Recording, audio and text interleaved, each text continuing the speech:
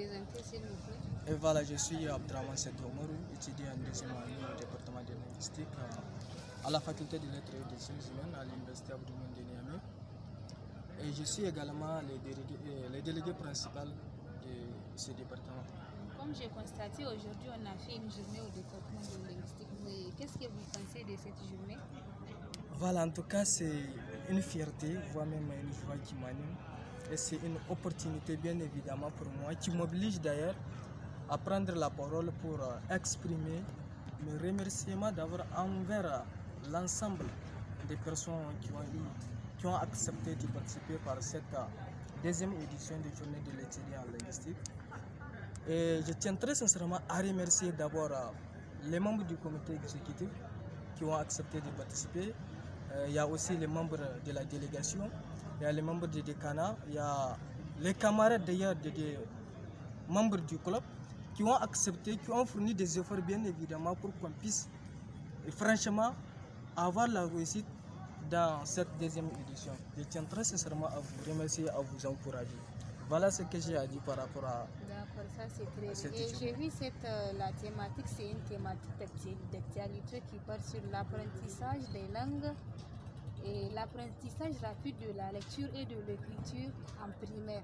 Donc le passage automatique par les langues nationales. Qu'est-ce que vous pensez de cette thématique? Bien évidemment, la thématique, c'est une thématique d'actualité. Pourquoi? Parce qu'aujourd'hui, quand on parle des passages obligatoires des langues nationales, en tout cas, quand on fait les constats, nous avons, à travers l'enseignement de cette langue française qu'on est là en train de nous faire, on a constaté qu'il y a une baisse de niveau tendanciel qui est là, qui empêche vraiment beaucoup de gens, des camarades, à bien maîtriser ce qu'on est là en train de nous enseigner, surtout à l'école. Ce que j'aimerais dire par rapport à ça, il faut que vraiment les autorités, voire même l'État, acceptent de dire et de comprendre que, comme l'a si bien souligné Cheikh Anta Diop, aucun peuple sérieux ne prétend développer à travers une langue ou la culture d'autrui. Donc si véritablement nous voulons un développement durable au sein de notre pays, voire même notre continent, il faut que nous acceptions d'être nous-mêmes. Et il faut que nous comprenions notre culture aussi joue un rôle fondamental. Et il y a des écoles expérimentales qu'on a eu à constater véritablement. On a compris que les élèves qu'on enseigne à travers leur langue maternelle réussissent mieux que ceux-là qu'on a enseignés avec une autre langue.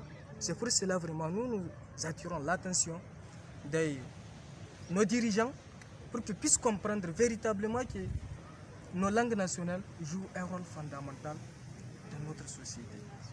Voilà ce que j'ai dit. Ça c'est très bien. Comme j'ai constaté, et vous avez fait une très belle intervention, ce que j'aimerais vous demander encore, quel message vous pouvez passer d'abord aux linguistes, après aux parents? Et voilà, par rapport à ce que j'aimerais dire par rapport à la question, surtout au niveau de nos camarades, je disais qu'il faut que nous sentons comme des frères, de gardons la solidarité, l'union entre nous, d'éviter toute une forme de le petite querelle là, de guerre du moins entre nous. Il faut que nous acceptions de l'éviter pour qu'on puisse se sentir comme des frères et d'avoir la solidarité pour qu'on puisse avancer.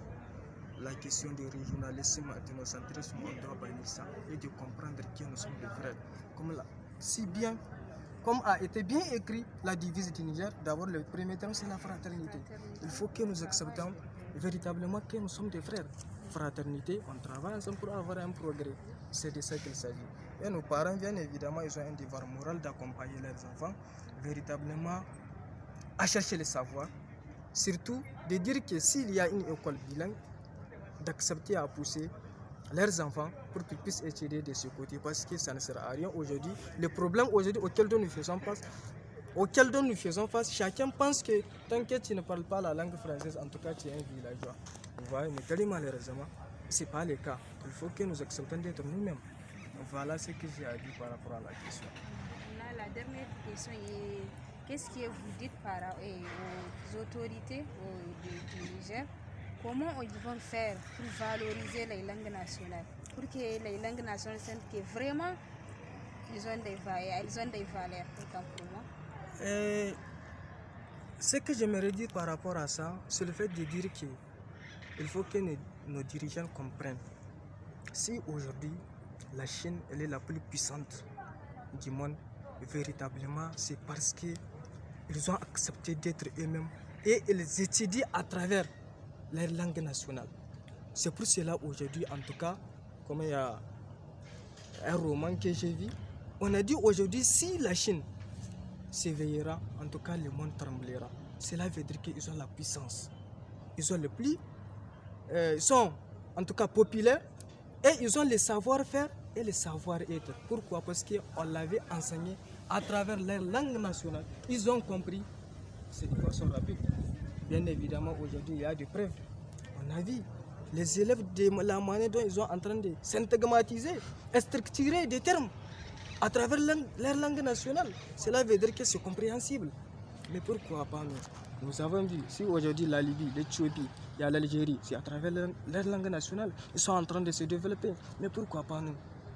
Il faut que comprendre l'exemple de ceux-là qui ont développé pour qu'on puisse avoir un développement par rapport à la question. Il faut que nous acceptons véritablement d'instaurer nos langues nationales dans l'enseignement. Voilà ce que j'ai à dire par rapport à la question. D'accord, ça c'est très bien. J'espère que les linguistes, la population, tout le monde, dorénavant, Inch'Allah, ils vont valoriser les langues nationales. Vraiment, merci. Merci. Merci.